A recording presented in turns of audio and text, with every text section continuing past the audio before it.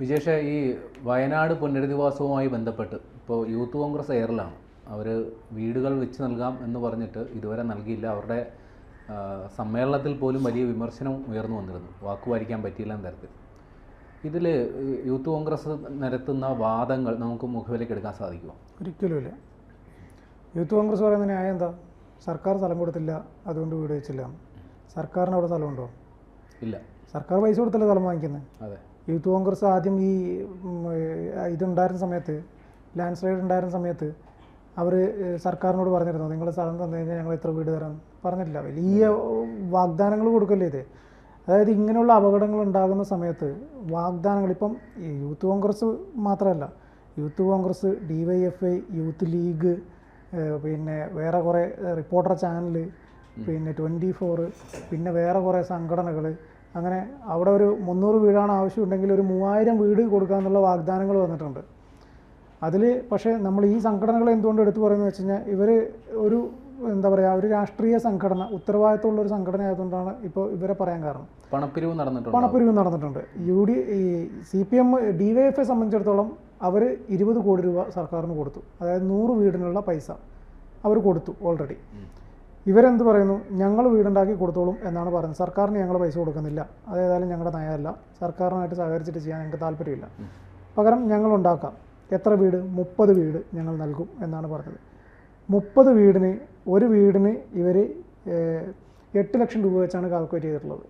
8 ലക്ഷം രൂപ വെച്ച് ഒരു വീടാകുമ്പോൾ 2,40,00,000 രൂപയാണ് ഇവർ കളക്ട് ചെയ്യാൻ തീരുമാനിച്ചത്. അന്ന് അവർ വാർത്താ സമ്മേളനത്തിൽ പറഞ്ഞ കാര്യമാണ്. രാഹുൽ മാങ്കൂട്ടം ആണ് വാർത്താ സമ്മേളനം നടത്തി കൃത്യമായി കണക്കുകൾ പറഞ്ഞത്. അപ്പോൾ ഒരു വീടിന് 8 ലക്ഷം വെച്ച് 30 വീടിന് ഏകദേശം 2,40,00,000 രൂപ. അപ്പോൾ ഇവർ ഒരു മണ്ഡലത്തിന് കൊടുത്ത ടാർഗറ്റ് എന്ന് പറഞ്ഞു കഴിഞ്ഞാൽ 2.5 ലക്ഷം രൂപയാണ്. 140 മണ്ഡലങ്ങൾ വെച്ച് നോക്കുമ്പോൾ 2.5 ലക്ഷം രൂപ വെച്ച് നോക്കുമ്പോൾ 3.5 കോടി രൂപയായി. മനസ്സിലായോ? അപ്പോൾ 1,10,00,000 രൂപ ഇവർക്ക് ആ ഒരു കച്ചവടത്തിൽ ലാഭം. ഉത്സാഹ കമ്മിറ്റിക്ക് കിട്ടിയതായിരിക്കും. അതാണ് ഇവർ കാൽക്കുലേഷൻ. പക്ഷേ ഇവർ പറയണത് ഇവർക്ക് പിരിച്ച് കിട്ടിയത് ആകെ 80 ലക്ഷത്തി ചില്ലറ രൂപ മാത്രമേ ഉള്ളൂ. 80 ലക്ഷം ചില്ലറ രൂപ മാത്രമേ ഇവർ അക്കൗണ്ടിൽ വന്നിട്ടുള്ളൂ.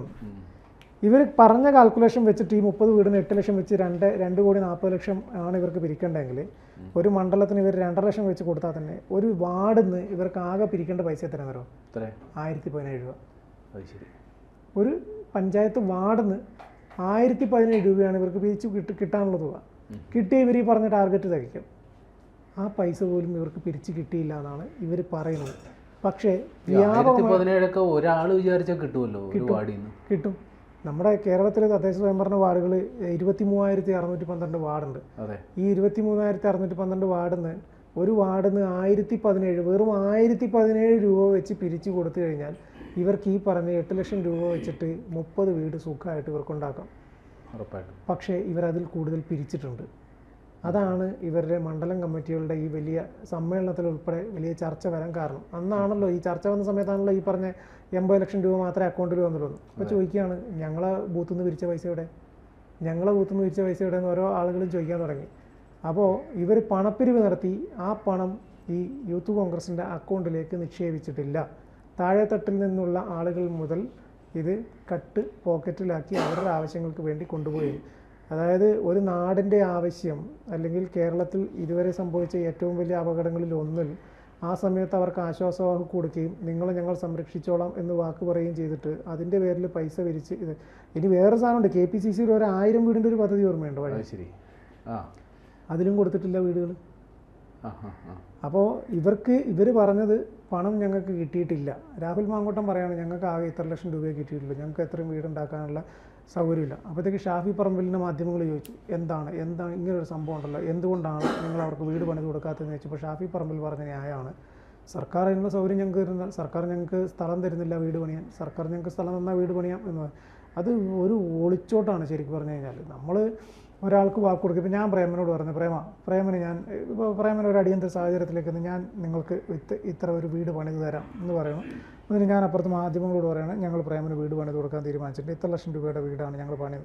അപ്പോൾ ആ ഇതിന് വേണ്ടിയിട്ട് ഞങ്ങളുടെ കൂട്ടുകാരുടെ അടുത്തെല്ലാം കൂടെ പൈസ പിരിക്കാൻ തീരുമാനിച്ചിട്ടുണ്ട് എന്ന് പറഞ്ഞിട്ട് ഞാൻ നാളെ പ്രേമനെ കാണുമ്പോൾ പറയും, പ്രേമ എനിക്ക് അവർ സ്ഥലം തന്നില്ല, ഞാനെന്ത് ഈ പൈസ എൻ്റെ കയ്യിലുണ്ട്, അവർ സ്ഥലം തന്നില്ല, ഞാനെന്ത് അല്ല പ്രേമൻ എനിക്ക് സ്ഥലം താ, ഞാൻ വീട് പണിയെന്ന് പറയുന്നത് ന്യായമായ കാര്യമാണോ? നിങ്ങൾക്കൊരു വാഗ്ദാനം നൽകുക, നിങ്ങളുടെ അത്രയും ഗതികെട്ടൊരു അവസരത്തിൽ നിങ്ങൾക്കൊരു വാഗ്ദാനം നൽകുക, ആ വാഗ്ദാനം വിശ്വസിച്ച് നിങ്ങൾ ജീവിക്കുക, എന്നിട്ട് അവസാനം പറയാം അവർ തന്നില്ല എന്ന് പറയുന്ന ന്യായം, അത് ഒരിക്കലും അംഗീകരിക്കാൻ പറ്റും. ഇവരൊക്കെ രാഷ്ട്രീയ സംഘടനകൾക്ക് പ്രത്യേകിച്ച് നമ്മളെ കേരളത്തിൽ പൈസ പിരിച്ചുണ്ടാക്കാൻ വലിയ പാടൊന്നുമില്ല.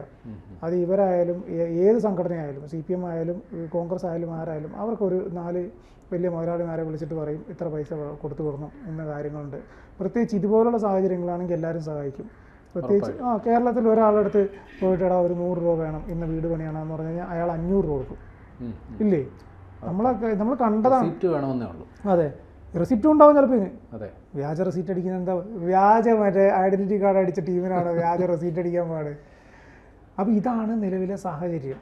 അതായത് വയനാട് പോലുള്ള ഒരു സ്ഥലത്തുണ്ടായ ഒരു അടിയന്തര സാഹചര്യം മുതലെടുത്ത് അവരവരുടെ കീശ വീർപ്പിച്ചു എന്നുള്ളതാണ്. ഇതേ സംഭവം തന്നെ ലീഗും പറഞ്ഞിട്ടുണ്ട്. മേപ്പാടിയിൽ നിന്ന് ഏകദേശം ഒരു 9 കിലോമീറ്റർ മാറിയിട്ടൊരു സ്ഥലം, ആ സ്ഥലത്ത് ലീഗ് 100 വീട് പണി കൊടുക്കുമെന്ന് പറഞ്ഞിരുന്നു. അവിടെ ഒരു വീടിൻ്റെ പോലും പണി ഇതുവരെ ആരംഭിച്ചിട്ടില്ല. അവരുടെ പൈസ പിരിച്ചതിന് കണക്ക് പുറത്തു വരാൻ കിടക്കുന്നേ ഉള്ളൂ. അവരും വ്യാപകമായിട്ട് പണപ്പിരിവ് നടത്തിയിട്ടുണ്ട്. ഇവിടെ മാത്രമല്ല, വിദേശത്തുൾപ്പെടെ ഒരു ദുരന്തം പലരും സുവർണാവസരമാക്കി മാറ്റി. അതെ, സുവർണാവസരമാക്കി മാറ്റിയവർ അവരുടെ കീശ വീർപ്പിക്കാൻ വേണ്ടി ചെയ്തു പറയും. അതേസമയം അവിടെ DYFI എന്ത് ചെയ്തു, അവർ ആക്രി വെറുക്കിയിട്ടും ചോറ് വിറ്റിട്ടും മറ്റേ വിറ്റിട്ടൊക്കെ കൂടെ അവർ പറഞ്ഞ പൈസ സർക്കാരിന് കൊണ്ടേ കൊടുത്തു. കാരണം അതാണ് അവരുടെ ഇമേജിൻ്റെ വിഷയമാവും പിന്നീട്. കാരണം സർക്കാർ ഇതുപോലുള്ളൊരു പദ്ധതിയായിട്ട് മുന്നോട്ട് പോകുമ്പം ഞങ്ങൾ 100 വീട് തരാം എന്ന് പറഞ്ഞിട്ട് അതിൻ്റെ പൈസ കൊടുത്തില്ലെങ്കിൽ സർക്കാരിന് നാണക്കേടാണ്. സർക്കാരിൻ്റെ ഭരിക്കുന്ന പാർട്ടിയുടെ യുവജന സംഘടനകൾ പറഞ്ഞു പറ്റിച്ചു എന്നുള്ള സാധനം വരും. പക്ഷെ അവരാ പൈസ കൊടുത്തു. ഇവർ ഈ സർക്കാർ എന്താണെന്ന് വെച്ചാൽ ചെയ്തോട്ടെന്നെങ്കിൽ അവരവരുടെ തലയിൽ നിന്ന് ഒഴിവാക്കി ഇവിടെ കൊടുത്തു. സർക്കാർ വീട് പണിത് കൊടുത്തോട്ടെ, സർക്കാരിന് സ്ഥലമുണ്ടെങ്കിൽ അത് പണിതോട്ടെ, ഇനി അതെല്ലാം അവർ പണിയുന്നതിൻ്റെ കൂട്ടത്തിൽ പൈസ ഉപയോഗിച്ചോട്ടെ, കുഴപ്പമില്ല. പക്ഷെ ഞങ്ങൾ പറഞ്ഞ പൈസ ഞങ്ങൾ കൊടുത്തിട്ടുണ്ട് എന്നവർ പറഞ്ഞു. പക്ഷേ ഇവിടെ ഇവർ പിരിച്ച പൈസ, ഇതിനകത്ത് വേറൊരു സാധനം കൂടിയുണ്ട്. അതായത് ഈ 80 ലക്ഷം എന്ന് പറയുന്നുണ്ടല്ലോ, ഈ 80 ലക്ഷത്തിൽ രാഹുൽ മാങ്കൂട്ടം പത്രസമ്മേളനം നടത്തി പറയുന്ന കണക്ക്, ഈ 80 ലക്ഷത്തിൽ യൂത്ത് കോൺഗ്രസിൻ്റെ വേറെയും ഫണ്ട് ഉണ്ട് കേട്ടോ. അതായത് ഇതിനു വേണ്ടി മാത്രം വന്ന പൈസയല്ല, ഞങ്ങളെ വേറെയും കുറച്ച് പൈസ അതിനകത്തുണ്ടെന്ന്.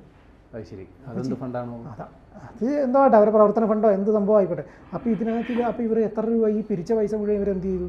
അല്ല, അപ്പോൾ ഇത് ഈ വന്നേക്കുന്ന പണം മുഴുവൻ യൂത്ത് കോൺഗ്രസിൻ്റെ കോമൺ ഫണ്ടിലേക്കാണ്. അതെ. അപ്പോൾ ഈ നേരത്തെ കിടന്ന കുറച്ച് തെരഞ്ഞെടുപ്പ് പ്രചരണ പ്രവർത്തനങ്ങളിലൊക്കെ റീൽസ് എടുപ്പും മറ്റുള്ള സമൂഹ മാധ്യമങ്ങളിൽ ഭയങ്കര കാടിളക്കിയുള്ള പ്രചരണമൊക്കെ നടത്തിയല്ലോ യൂത്ത് കോൺഗ്രസ്, ഷാഫി പറമ്പിലും രാഹുൽ മാങ്കൂട്ടത്തിലൊക്കെ. അപ്പോൾ ഇതിനുള്ള പണമൊക്കെ ഈ ഫണ്ടിൽ നിന്നായിരിക്കും പോയിട്ടുണ്ടാവും. ചുരുക്കി പറഞ്ഞു കഴിഞ്ഞാൽ പ്രേമം പറഞ്ഞതുപോലെ ഒരു സുവർണ അവസരം അവരുടെ കീശ വീർപ്പിച്ചു എന്നുള്ളതാണ്. ഇപ്പോഴും നിലവിൽ വയനാട്ടിൽ ഈ ഇതിൻ്റെ ദുരന്തത്തിൻ്റെ ബാക്കി പത്രമായിട്ട് ഒരുപാട് ആളുകൾ ബുദ്ധിമുട്ട് അനുഭവിക്കുന്നുണ്ട്. അവർക്ക് വീടും കാര്യങ്ങളും ഒരു ടൗൺഷിപ്പൊക്കെ സർക്കാർ പണിയുന്നുണ്ടെങ്കിൽ ഇപ്പോൾ ഏകദേശം 1 വർഷമായി എന്നാണ് എനിക്ക് തോന്നുന്നത്. 1 വർഷം ആകുന്ന ഘട്ടത്തിൽ മറ്റൊരു മഴക്കാലമാണ്, വീണ്ടും അവിടെ പുഴ നന്നായിട്ട് ഒഴുകുന്നുണ്ട്, വഴിമാറി ഒഴുകുന്നുണ്ട്. ഇതിൽ ഈ ദുരന്തത്തിൽപ്പെട്ട അല്ലെങ്കിൽ ആ ദുരിതം അനുഭവിക്കുന്നവർക്കൊക്കെ സ്വന്തമായി ഭൂമിയുള്ളവരാണ്. അപ്പോൾ ഭൂമിക്ക് പ്രശ്നം. പക്ഷെ പ്രശ്നം എന്താ വെച്ചാൽ അവിടെ വീണ്ടും ഒരു വീട് വെക്കുക എന്നുള്ളത് പോസിബിൾ അല്ല. അതാണല്ലോ സർക്കാർ വേറൊരു ടൗൺഷിപ്പ് എന്നൊരു നയം കൊണ്ടുവന്നു. സർക്കാരിൻ്റെ രീതിയിലുള്ള പ്രവർത്തനങ്ങൾ നടക്കുന്നുണ്ട്, വീട് പണിയും കാര്യങ്ങളൊക്കെ നടക്കുന്നുണ്ട്. പക്ഷേ ഇത് എന്ന് കൊടുക്കും എന്നുള്ള കാര്യത്തിലും കൃത്യമായിട്ട് വ്യക്തി 1 വർഷമായി. ഇപ്പം 1 വർഷത്തേക്ക് ഇവർക്ക് 6000 രൂപ വെച്ച് വാടക കൊടുക്കുന്നുണ്ടെന്ന് പറഞ്ഞു കഴിഞ്ഞാലും ബാക്കി കാര്യങ്ങൾ എല്ലാ കാര്യങ്ങളും സർക്കാർക്ക് ചെയ്യാൻ പറ്റൂലല്ലോ. സർക്കാർ എന്നല്ല, ഇപ്പോൾ 84 ലക്ഷം പറയുന്നുണ്ടല്ലേ? 80 ലക്ഷം. അതുകൊണ്ട് എന്തെങ്കിലും ഒരു വീടോ ഒരു ചായ്പെങ്കിലും ഉണ്ടാക്കാൻ പറ്റുമായിരിക്കും. ആരും ഉണ്ടാക്കി കൊടുക്കും? സ്ഥലമില്ലല്ലോ, സ്ഥലം വേണ്ടേ? വലിയ വിഷമം. സലിംകുമാറിൻ്റെ ഏതോ ഒരു ഡയലോഗ് ഉണ്ട് അതിനകത്ത്, എനിക്ക് ഓർമ്മയില്ല, അതുപോലത്തെ ഒരു സാധനം ഞാൻ കേട്ടിട്ടുണ്ട്. സ്ഥലമില്ലല്ലോ, സ്ഥലം തന്നാലല്ലേ വീട് പണിയാൻ പറ്റുള്ളൂ. മറ്റേ ഇതല്ലേ ഇവിടെ കുളമില്ലേ, ഇവിടെ എങ്ങനെ വീട് പണിയാനാ? അതാണ് അവസ്ഥ. വയനാട് വരെ പറ്റിച്ചു ശരിക്കും പറഞ്ഞു കഴിഞ്ഞാൽ.